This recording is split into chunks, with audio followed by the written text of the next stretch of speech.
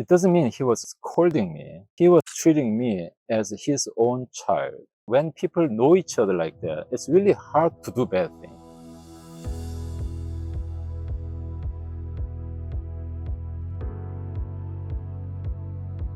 Hello, Earth citizens. Welcome to EMTV. My name is Courtney. I'm here again with Steve Kim, the director of Earth Citizen Organization. He's here to give us some sustainability tips. This is tip number 2. Take it away, Steve. Thank you again for inviting. It's good to see you. As a first tip, I talked about don't waste. And second one is be kind. To make the whole planet sustainable, we need to consider all different aspects of our society, including quality, violence, peace, personal health, community well-being, and all of those things. Be kind it's really simple, but I think it's essential element in the practices that we can integrate into our life. During the first phase of pandemic, when people became scared, stressed, you see a lot of crazy things people do. Stealing things, storing things that you don't need. Like, buying all the toilet paper. Right. The closest threat around us. It's not virus. It's not weather. It's not climate. Actually, it's people.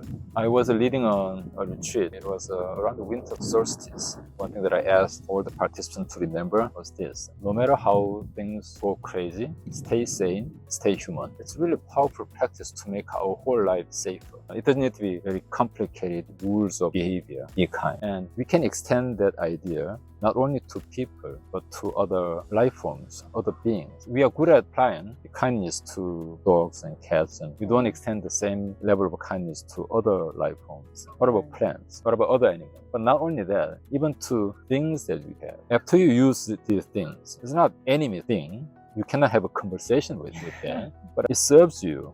I think you can feel appreciative. If you have that feeling, then after you use, you can do like this, or you can do like this. If you are kind to things that we use, definitely their lifespan will be much longer. And do you think that affects your mind too? Yes, right. When we practice kindness to things around us, that mind will help us to recover our inner balance and strength, actually heal ourselves. When I say be kind, it's not only for people. Just be kind to anything around you. I've never thought about it like that. I read an article. It was a research paper about what are the elements that makes us a community safer and healthier. The result was not what I expected, but I could understand why it works that way. What are the elements that you can think about that makes your community safer and healthier? More policemen, more rules. Yeah, more advanced security, higher education, higher income, also the existence of big employer because it generates more job opportunities, higher income level. These are the most common things that we can think about. But actually, their conclusion was how many people you know by name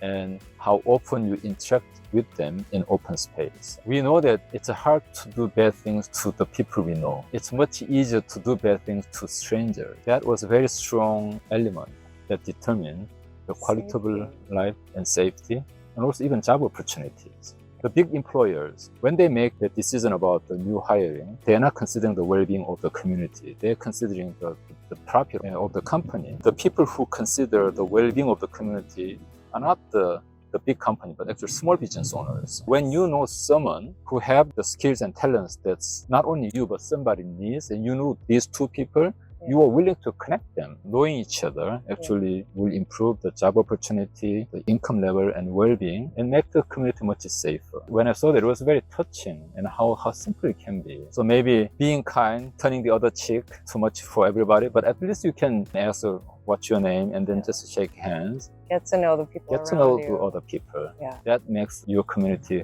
much closer and much safer. That's beautiful. For example, when I was young, I was living in a very small town in Korea. The town was so small, so people know each other, not just knowing each other, the housewives of each family, they even know that how many spoons or chopsticks they have in other, because they usually when they have a big life event, like a wedding or funeral like that, they get together and help each other. So they know that what's happening inside their kitchen and their home. Their lives are connected in the small town. When I was about to do something mischievous, when others saw me, then what they usually say is, I know your father. Does he know what you're doing? It doesn't mean he was scolding me. He was treating me as his own child. When people know each other like that, it's really hard to do bad things. In Western culture as well, the proverb that says it takes a village to grow a child. It's the same thing. It's not only just the ethical practice, being kind. There are very practical benefits. It's a simple practice like just getting to know each other. So if we feel safer, we're much less likely to act